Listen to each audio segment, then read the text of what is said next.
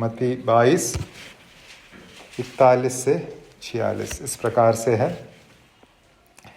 जब फरीसी इकट्ठे थे तो यीशु ने उनसे पूछा, मसीह के विषय में तुम क्या सोचते हो?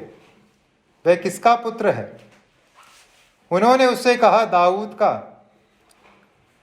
उसने उनसे पूछा, तो दाऊद आत्मा में होकर उसे प्रभु क्यों कहता है?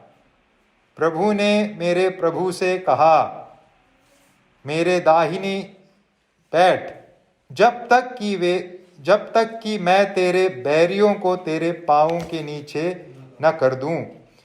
भला जब दाऊद उसे प्रभु कहता है तो वह उसका पुत्र कैसे ठहरा?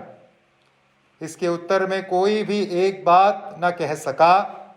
उस दिन से किसी को फिर उससे कुछ पूछने का साहस न हुआ। प्रभु इस आयत के द्वारा हम सबसे बातें करें। प्रभु के नाम की महिमा हो। जब हम मत्ती के 22वें अध्याय को पढ़ते हैं, यह एक सवालों से भरा हुआ अध्याय है। अलग अलग प्रकार के सवाल यहूदी धार्मिक समाज के लोग आकर प्रभु से पूछते हैं। पहले फरीसी आकर सर्वप्रथम कर देने के बारे में एक राजनैतिक सवाल पूछते हैं। फिर सदूकी आकर पुनरुत्थान के विषय में एक उपदेश संबंधित सवाल पूछते हैं। फिर एक व्यवस्थापक, वचन सिखाने वाला व्यक्ति आकर एक नैतिक प्रश्न पूछता है और कहता है कि सबसे बड़ी आज्ञा क्या है? तो यहूदी प्रभु के पास आ रहे हैं और सवाल पूछ रहे हैं। इन सवालों का उद्देश्य यह नहीं था कि उन्हें सीखना है, सच्चाई को जानना है। इन सवालों के पीछे का उद्देश्य जो था वो नकारात्मक था। प्रभु को वो फंसाना चाहते थे। अब अंत में इस अध्याय में हम क्या पाते हैं? प्रभु स्वयं एक प्रश्न पूछ रहे हैं। अब तक प्रभु से प्रश्न पूछा जा रहा है। अब 41वें आयत में जब हम आते हैं, प्रभु फरीसियों से एक प्रश्न पूछ रहे हैं। और क्या है प्रश्न? 42वें पद में, मसीह के विषय में तुम क्या सोचते हो? मसीह के विषय में तुम क्या सोचते हो?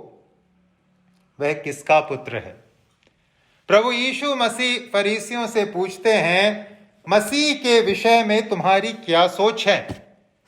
तुम्हारी क्या समझ है? तुम्हारा क्या विश्वास है? आज प्रभु के मेज में से भाग लेने से पहले यही प्रश्न मैं हम सबके सम्मुख रखना चाहता हूं, ताकि हम अपने लिए इस प्रश्न का उत्तर दें। जब हम इस मेज में से भाग लेते हैं, हम इस बात पर मनन करें और सोचें, मसीह के विषय में हम क्या सोचते हैं? मसीह के विषय में हमारा क्या विश्वास है? जहां तक इन यहूदियों का सवाल है, फरीसियों का सवाल है, मसीहा के संबंध में वो ज्ञान रखते थे, वो समझ रखते थे। क्योंकि पुराने नियम के साथ, पुराना नियम जो उनका पवित्र शास्त्र हुआ करता था, वह अच्छी तरीके से परिचित थे। और जब हम पुराने नियम को पढ़ते हैं, हम पाते हैं स्पष्ट रूप में मसीहा के बारे में या आने वाले उद्धारकर्ता के बारे में पुराने नियम में बातें कही गई है। अगर आपको स्मरण है, एक बार प्रभु यीशु मसीह ने ही यहूदियों से कहा, यूहन्ना के सुसमाचार 5:39 में, तुम पवित्र शास्त्र में ढूंढते हो। पवित्र शास्त्र मतलब पुराना नियम उनके संदर्भ में, क्योंकि समझते हो कि उसमें अनंत जीवन तुम्हें मिलता है, और यह वही है जो मेरी गवाही देता है। पवित्र शास्त्र, पुराना नियम किसकी गवाही देता है? मसीहा की गवाही देता है। और उसी अध्याय के यूहन्ना 5:46 में प्रभु कहते हैं, क्योंकि यदि तुम मूसा का विश्वास करते तो मेरा भी विश्वास करते, इसलिए कि उसने मेरे विषय में लिखा है। मूसा ने किसके विषय में लिखा है? प्रभु यीशु के विषय में लिखा है, या मसीहा के विषय में लिखा है। कहने का तात्पर्य है, पुराने नियम का जो विषय वस्तु है, एक मुख्य विषय वस्तु है, वो कौन है? मसीहा, आने वाला मसीहा या आने वाला उद्धारकर्ता। तो जहां तक यहूदियों का सवाल है, वो जानते थे कि मसीहा है, मसीहा के बारे में पुराने नियम में, उनके पवित्र शास्त्र में लिखा है। लेकिन फिर समस्या क्या थी? समस्या यह थी कि उनकी जो समझ थी, उनका जो समझ था मसीहा के पहचान के विषय में, वो गलत था। मसीहा के पहचान के विषय में उनका जो समझ था वो अपने आप में अधूरा था। एक पूर्ण समझ उन्होंने मसीहा के विषय में प्राप्त नहीं की थी, और उसी अधूरे समझ को हम उनके इस उत्तर में पाते हैं जो उन्होंने दिया। जब प्रभु यीशु मसीह ने उनसे पूछा, मसीह के विषय में तुम क्या सोचते हो, वह किसका पुत्र है? उन्होंने क्या उत्तर दिया? उन्होंने अपने उस अधूरे समझ को दर्शाते हुए उत्तर दिया, और उत्तर था, उन्होंने उससे कहा, दाऊद का। मसीहा कौन है? दाऊद का पुत्र है। उन्होंने यह उत्तर दिया। मतलब दाऊद के परिवार में उत्पन्न होने वाला एक शख्स होगा मसीहा। इस प्रकार का उत्तर उन्होंने प्रभु यीशु मसीह को दिया। मतलब जहां तक मसीहा का सवाल है, यहूदियों के लिए मसीहा कौन है? केवल एक व्यक्ति। मसीहा की पहचान क्या है? दाऊद के परिवार में, घराने में आगे चलकर जन्म लेने वाला उनके समान एक मनुष्य। यह समझ या यह अधूरा समझ इन यहूदियों ने मसीहा के विषय में रखा था। इस समझ को या इस गलत समझ को ठीक करने के लिए प्रभु यीशु यहां प्रश्न पूछ रहे हैं। यहूदियों ने प्रभु से प्रश्न पूछा प्रभु को फंसाने के लिए, लेकिन प्रभु ने यहूदियों से सवाल किया ताकि वो सत्य को पहचाने, और सत्य को जाहिर करने के लिए प्रभु ने जब यह उत्तर यहूदियों ने दिया कि मसीहा दाऊद का संतान है, एक और प्रश्न पूछा। वो क्या है? 43 में, तो दाऊद आत्मा में होकर उसे प्रभु क्यों कहता है?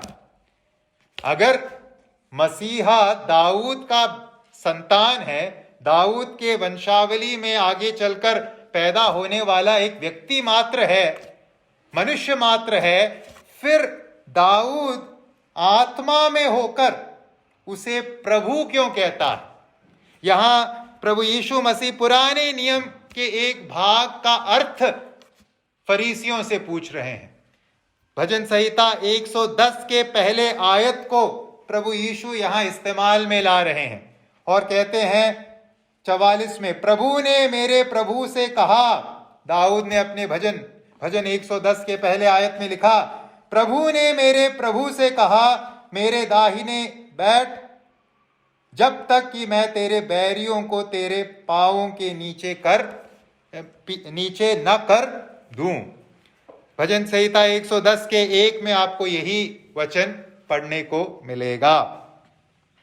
प्रभु ने उनसे अब यह प्रश्न पूछा कि अगर मसीहा केवल दाऊद का संतान है या दाऊद की वंशावली में उत्पन्न होने वाला एक व्यक्ति मात्र है, फिर मसीहा को जिस पदवी के साथ वह बुला रहा है, प्रभु जिस पदवी के साथ बुला रहा है दाऊद, आप इन दोनों तथ्यों को कैसे एक साथ लाओगे?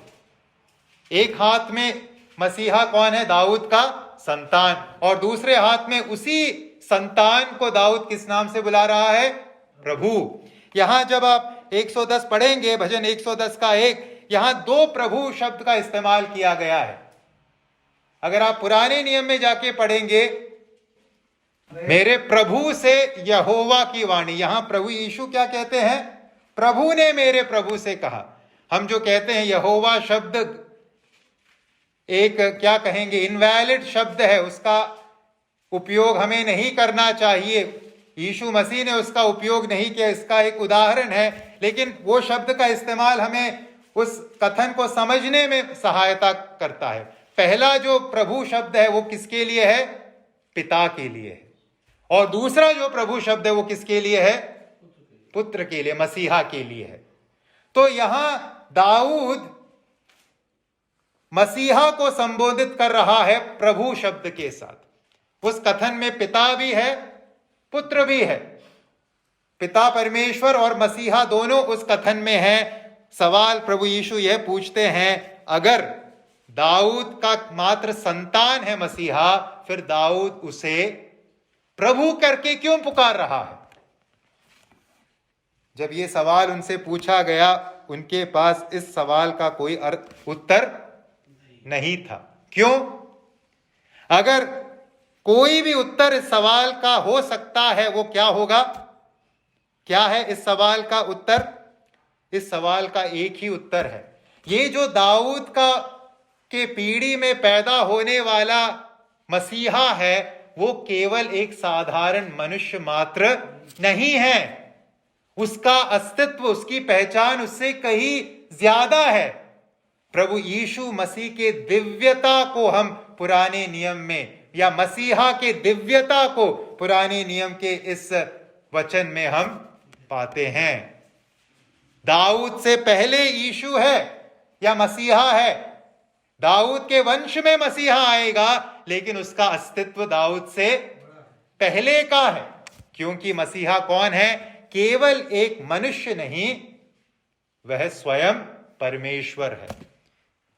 यहां जो उत्तर अगर कोई दे सकता था प्रभु के इस प्रश्न का, वह एक ही उत्तर बनता, और वो है मसीहा केवल 100% मनुष्य मात्र नहीं, मसीहा कौन है? 100% परमेश्वर भी है। हम प्रकाशित वाक्य के 22 के 16 में पढ़ते हैं दाऊद मसीहा के बारे में, दाऊद का मूल और वंश। मसीहा कौन है? दाऊद का मूल है, और उसके साथ साथ दाऊद का वंश है। मसीहा परमेश्वर के रूप में दाऊद का प्रभु है, और मसीहा मनुष्य के रूप में दाऊद के वंश में पैदा हुआ एक संतान है। तुम आने वाले मसीहा के इस दोहरे पहचान के बारे में पुराने नियम में स्पष्ट रूप से परमेश्वर ने प्रकाशन दिया हुआ था। और इसी पहलू को क्योंकि यहूदी देख नहीं पाए, समझ नहीं पाए, या समझना नहीं चाहे, इसीलिए उन्होंने क्या किया? उन्होंने जब प्रभु यीशु मसीह ने आश्चर्य कर्मों को किया, मुर्दों को जिलाया, अंधों को आंखें दी, इन यहूदियों ने क्या कहा? यीशु मसीह ये सब कैसे कर रहे हैं? क्या है? बालजबूब के सहायता से ये सब कर रहे हैं, शैतान की सहायता से ये सब कर रहे हैं। क्योंकि उन्होंने मसीहा के इस दिव्य पहचान को समझना ना चाहा। उनके हृदय की कठोरता के चलते, उनके सांसारिक दृष्टिकोण के चलते, क्योंकि वो एक राजा का इंतजार कर रहे थे, दाऊद के वंशावली में आने वाला एक साधारण मनुष्य जो राजा होगा। इसलिए उन्होंने मसीहा को, जब वो वास्तव में आया, उस रूप में उसे स्वीकार करना न चाहा। देखिए भाइयों और बहनों, यहां कितने स्पष्ट रीति में हम पुराने नियम में प्रभु यीशु के पहचान को पाते हैं। वो स्वयं 100% मनुष्य होगा, वह स्वयं 100% परमेश्वर है। इस बात का जो प्रकाशन है पुराने नियम में भी हमें दिया गया है, और वही बात हम नए नियम में पढ़ते हैं। यहूदियों का जहां तक सवाल है, उन्होंने लिखित वचन को और प्रकट वचन को, दोनों को समझना न चाहा, और इसलिए उन्होंने प्रभु यीशु मसीह का तिरस्कार किया। कई बार इस संसार में जब हम प्रभु यीशु मसीह के बारे में बात करते हैं, लोग हमारे सामने यह पक्ष रखते हैं कि यीशु मसीह ने कभी भी दिव्य होने की बात नहीं कही, वो तो उनके चेलों ने उन्हें दिव्य बना दिया। इस प्रकार से कई लोग कहते हैं। लेकिन जब हम वचन पढ़ते हैं, प्रभु यीशु ने अपने उस पहचान को दिखाया है। यहां क्यों प्रभु यीशु मसीह ये सवाल फरीसियों से पूछ रहे हैं? मसीहा कैसा होगा वो समझाने के लिए नहीं, मैं कौन हूं तुम देख सको, मैं ही वो मसीहा हूं, इस बात को समझाने के लिए प्रभु यीशु ये सब कर रहे हैं। क्योंकि प्रभु यीशु ने न केवल जब लोगों ने उन्हें दाऊद की संतान के रूप में संबोधित किया, उस संबोधन को ग्रहण किया, परंतु अपने दिव्यता को भी प्रभु ने दर्शाया और अपने मसीहा होने के उस पहचान को प्रभु यीशु मसीह ने जाहिर किया।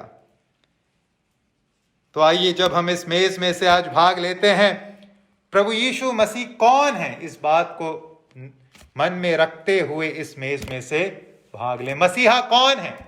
100% परमेश्वर, जो मनुष्य रूप धारण करके संसार में आया ताकि हम मनुष्यों का परमेश्वर के साथ मेल संभव बन जाए। 100% परमेश्वर, जो 100% मनुष्य रूप धारण करके देहधारी होकर इस संसार में आया। आइए, इस मेज में भाग लेने से पहले हम भी अपने आप से यही पूछें जो प्रभु ने इन यहूदियों से पूछा, मसीह के विषय में तुम क्या सोचते हो? क्या यही है हमारी सोच? यीशु कौन है? केवल एक गुरु, एक मनुष्य, या यीशु प्रभु है, परमेश्वर है? आइए प्रभु का हम धन्यवाद दें। प्रभु ने हमारी आंखों को खोल दिया है ताकि हम इस सच्चाई को देख पाए, जान पाए और उसे ग्रहण कर पाए। तो आइए हम प्रभु के इस मेज में से जब भाग लेते हैं, इस समझ के साथ भाग लें, यीशु कौन है? सृष्टिकर्ता परमेश्वर, जो मानव रूप धारण करके आया और मानव जाति का परमेश्वर के साथ संबंध उसने संभव किया। इस बात को समझते हुए धन्यवाद के साथ आइए मेज में से भाग लें।